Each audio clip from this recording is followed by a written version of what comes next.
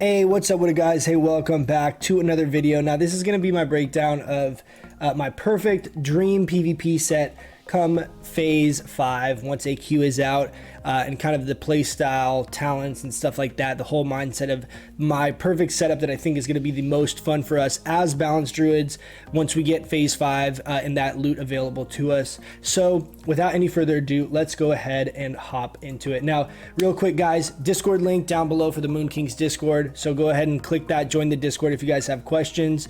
Also, I'll have my Twitch down below. We've been streaming Tuesday, Thursday, Sunday evening, so if you guys want to come hang out, you have questions, anything like that, come and hang out and say what's up.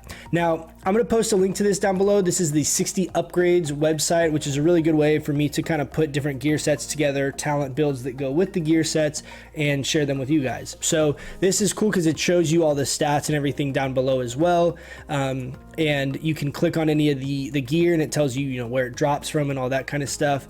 Granted, it is outside of game. I also kind of do something similar to this with Atlas loot, but this is an easier way to kind of share it with you guys, as I can't like export my wish list to Atlas loot to all you guys easily. So real quick, but just look at the talents here of what we're doing. This is to play kind of in the same idea of the feral balance spec that I had talked about previously, where basically we're getting Führer. Everyone gets all tilted about that, Führer. And then we have feral charge, handful of points here in feral to get down to feral charge, ferocity helping reduce the cost of the feral ability, so it just kind of helps with that fluidity of the, you know, cat form and bear form abilities. Improved bash here is just really strong in general for PvP, and then thick hide, which is a really good pickup because it scales also into our Moonkin form armor.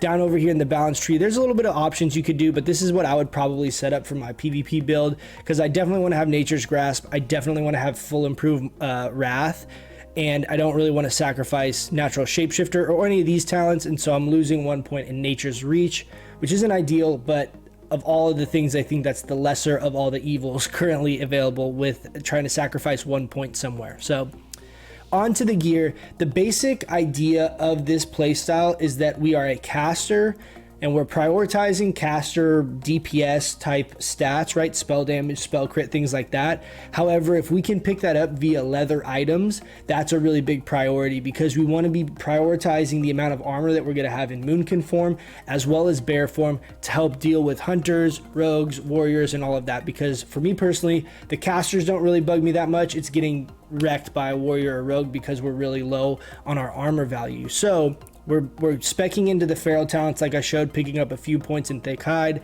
We're prioritizing basically our full tier 2.5 set, and then on the offset pieces, we're using those to help kind of bring up our offensive spellcaster stats as much as possible, while not really sacrificing too much as far as defense goes. So I'll cover the enchants here at the end, so ignore the enchants for the time being, but we have the tier 2.5 helm. We have the neck, which this drops off of AQ 40. You could also have Choker the Firelord as a great alternative here. This is just, if you can get this, has a little more stam. It's got some spell crit, so it'd be a little bit more enjoyable for PvP, I would think. So that's why I have it. But Choker the Firelord's also good. Tier 2.5 shoulders. When it comes to the cloak, there's like 10 options that are all decent, so don't worry about the cloak too much. Kind of on that, I have this set up where I'm exactly at 3% spell hit, so depending on which items you can pick up that give you spell hit, if you have no rings that have it, maybe you have the full ZG ring set and you have 3% just from that, that's a really big variable as far as how you can itemize your other pieces, right? Because you could put a cloak on that has no spell power and is super tanky and super defensive potentially, or whatever, as long as you have spell hit between your other items, and you're not, you know, feeling too weak when it comes to your overall damage output. So take some of these with a grain of salt, because there is so many options that are also good when it comes to some of these item slots. Now we have the tier 2.5 chest, pretty straightforward. The borrower bracers, now these are cloth, and obviously Rock Fury is going to be our best for PvE DPS. Braces of Arcane Accuracy out of BWL are also amazing, but this has way more damage than Braces of Arcane Accuracy, and it's got stam and it's got int, which Rock Fury bracers do not have int, and they both, Arcane Accuracy and Rock Fury, have hit, which in this setup I don't need that hit from the bracer slot for PvP, so this would be like a perfect PvP pickup if I could get it. But again, you know, you work with what you got. Locomere we have here. There's also, I think would be really fun setup with this build would be something like the Druid set the AQ20 mace that's got like strength and agility and spell power. It's like all really hybrid itemization. I think that would be kind of fun to play with as well, but since we have Locomir, we're just going to go for the straight like max caster DPS style. Then we have Talon of Furious Concentration. This is off AQ20. There's also an offhand off of, I think maybe it's not Cthulhu, but someone in AQ40. There's a lot of really good offhands that are all kind of similar in stats. They're around 20 damage, they have some hit or some crit, and they have around 10 or so stam and 10 or so int. They're all kind of in the same ballpark, so whichever one you can get your hands on is great. Now onto the idol. There's supposedly an idol coming out that increases our moonfire damage. It's not on this list and I can't easily find it in Atlas loot, so I do know that it exists. I don't know what phase exactly it comes out. Maybe it's phase 6, hoping it's phase 5, but just keep that in mind. If there is any kind of idol that we have that increases our damage done by any of our DPS caster spells, that's obviously going to be priority. So that would be my ideal situation for the idol, is if there is some kind of DPS idol, but I just haven't seen it yet. So let me know down below if you guys know exactly what phase it's coming out, ways we can get that, things like that. Now, gloves of the Ebrew. I don't know if that's how you say that, but they're leather gloves. These are off of AQ 40 boss. It's like the second or third boss, I think. Itemized really well. They're leather, they have stam, they have int, spell power, and crit. So these are this is a perfect piece of gear. If we could get every piece of gear to be itemized like this, would be my dream PvP setup. But so these are going to be a good pickup. Should be relatively uncontested unless you have like an elemental shaman in your group. These should be pretty easy for you to get a hold of if they drop, as they are leather. On to the waist, we have the eye stock waist cord. This is off, I believe, off of Cthulhu, out of AQ 40. Very, very, very good. It's basically like Mana Igniting Cord and Fire Maw's Clutch had a baby and then made this way better belt. So this is a really good belt if you guys can get your hands on this. It's just so much DPS from this slot. Obviously it's cloth, which isn't ideal, but there's not a lot of good leather caster belt alternatives, at least that I'm aware of. Again, if there's something that you guys know about that I'm not mentioning in this video, by all means let me know. We have tier 2.5 legs, tier 2.5 boots.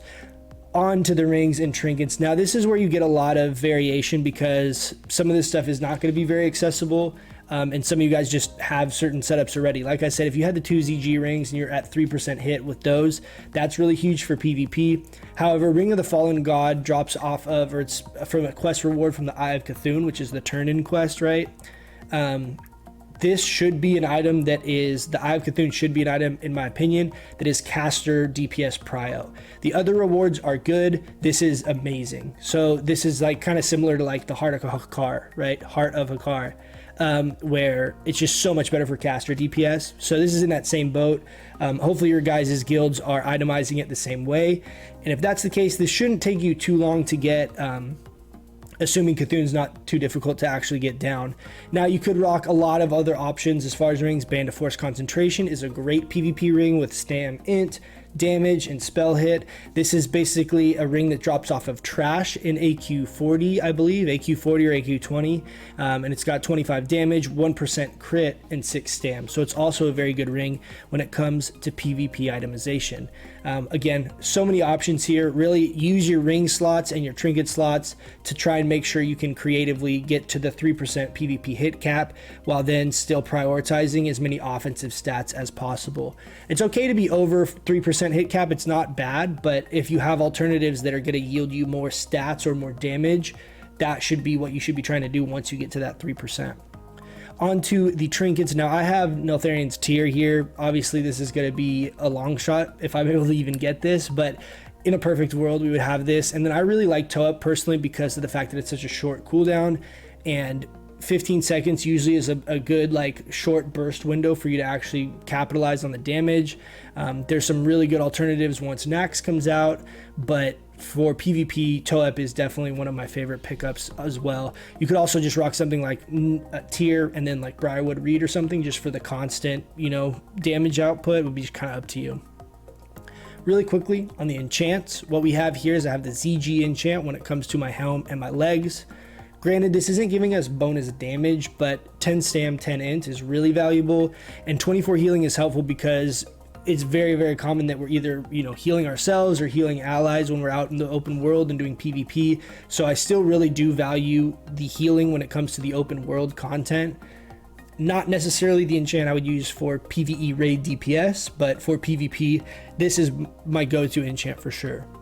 Onto the shoulders, we have 18 damage just because it's so much damage. Then I have improved stealth, which supposedly this comes out in the later phases. I don't know exactly how hard this is going to be to get or not, but this will help in PvP situations. You know, if we're like prowling around in cat form, help us not get caught as easily. We have +4 stats to the chest. The bracers, you could also use the 9 stamina enchant if you wanted to. I have 7 int on these. Either one is fine. Both are great, just depending on your playstyle. Then we obviously have the 30 spell damage on the main hand. Then there is the 30 bonus healing on the gloves. This is the first enchant that comes out that we can actually really utilize effectively, just because we don't really have any good other enchants prior to this. You could also potentially go with the agility enchant if you are going for the more like feral side of this playstyle. Maybe you're itemizing your stuff to be like all the hybrid itemization items that have like a little bit of strength and a little bit of agility. The agility glove enchant's a really good alternative if that's the playstyle that you're going for. It's definitely an option, definitely nothing wrong with that. I'm personally going to go for the more kind of caster type playstyle.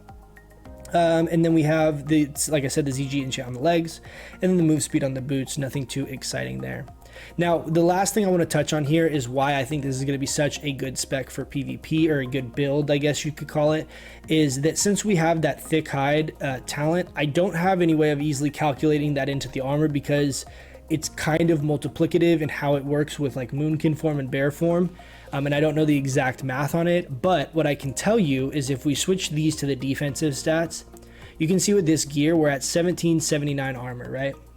1779 armor right now, like if I'm in current game with my current setup that I don't have the thick hide talent, is in the ballpark of 7500 armor in Moonkin form. Once we have thick hide talent, it's going to be even higher than that, meaning that we're going to be around we're going to be around 8000 armor with this setup. In Moonkin form, we're going to be at 8000 armor with this setup with 525 spell damage. It's gonna be insane. It's gonna be so much fun. I'm really looking forward to that, because we're gonna be so beefy and we're not having to sacrifice hardly any offensive stats at all for that beefiness, and it's gonna be so much fun when it comes to PvP. So really, really looking forward to that. Again, here with health and mana, you can see we're around 4300 health, 5500 mana. Again, this is unbuffed. So just to give you guys an idea of if you were to be able to get all of this stuff together, kind of the ballpark that you're in as far as stats. Really cool. And then obviously we have a little bit of strength, a little bit of agility, some, you know, other stuff like that. So it's gonna be fun, man. I'm looking forward to it. So let me know if you guys have questions. Like I said, I'll post this link down below, but hopefully this is helpful. I like the fact that I can put a talent tree together for this specific build, because a lot of that stuff is kind of dependent on each other, right? Like this spec might not work that great if you don't have the right items for it. So hopefully this is helpful to you guys. Like always, thanks for watching. I appreciate it, and I'll catch you guys in the next one. See ya.